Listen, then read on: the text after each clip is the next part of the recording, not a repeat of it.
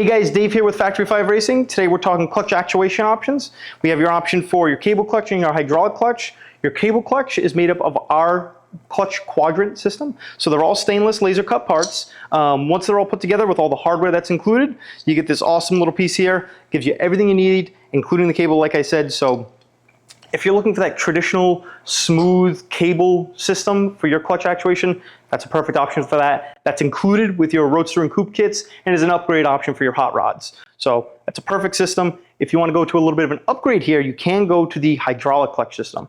It's a Wilwood 3/4 inch bore master cylinder, same one you're using for your brakes, so it's super easy to set up. And it comes with everything you need, fittings, lines, and an additional reservoir. This is a matching reservoir to your braking system, so it's polished and it looks great next to the rest of the reservoirs that you get with your kit. And that also comes with all your mounting hardware, gaskets, and all the fittings you need. Now, if you are running a hydraulic system, you're going to need a slave cylinder or throwout bearing.